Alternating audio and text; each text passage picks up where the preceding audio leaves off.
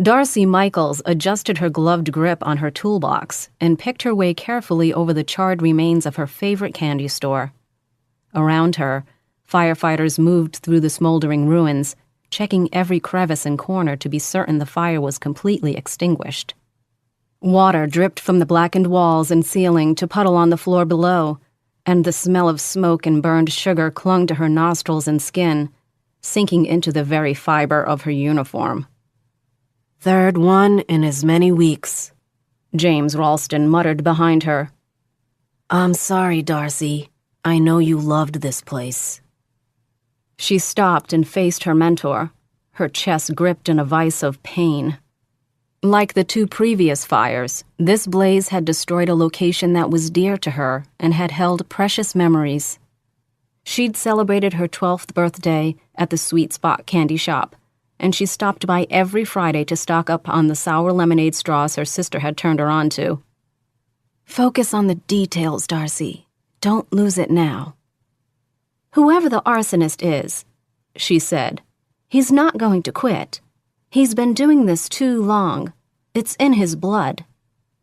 The frequency of the acts and the terrible brilliance of the timed delay incendiary devices being used spoke of someone who'd had time to perfect his madness.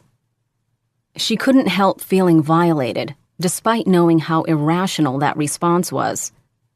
As much as she'd wanted to leave Lions Bay as a kid, she couldn't even contemplate abandoning the sleepy seaside town now. The same memories that had driven her parents to move away kept her bound to the area. "I don't know what to make of it." Jim's forest green eyes were warm with compassion and intent on her face. "We don't have any new residents, and it's the off-season. Tourism is down. Anyone not from around here sticks out like a sore thumb." She turned in a slow circle, her trained gaze following the burn patterns he'd taught her to read. "This guy didn't just crawl out of the woodwork," she said, startled to hear her voice cracking. She cleared her dry throat.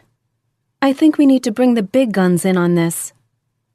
"Miller's doing a good job. He's meticulous and thorough." He touched her elbow lightly. "You don't want to be the one who steps on his toes." Darcy nodded, acknowledging the sensitive nature of her relationship with the town's sheriff. "I know, but I think he needs more resources, and I think he's too stubborn to ask for help." The last time the feds had come in, they'd run roughshod over Chris Miller and his deputies, cutting him out of the loop while draining his limited resources. She remembered that tense time all too well, because the murder they'd been investigating had been the tragedy that brought her home. And frankly, Chris's ego is the least of our problems. "Let's gather the evidence, then we'll discuss the next best steps." Setting his hand on her shoulder, Jim gave her a reassuring squeeze. "Maybe you should stay with someone tonight." Reaching up, she set her hand over his. He knew her so well. She wanted a particular kind of support, the kind where someone was nearby if she needed them, but out of her way if she wanted time to just retreat with her thoughts. Her gaze met Jim's and he read her mind. "My couch is always open to you, Darcy. You know that." She nodded. "Thank you." "Anytime." Turning away, Darcy looked for a place to set down her kit and begin. Rolling over with a sigh, Darcy looked at the clock over Jim's fireplace mantel and noted the time. 5:15. It was still dark outside, and she'd been tossing and turning all night, too wired by her restless thoughts to catch the sleep she desperately needed.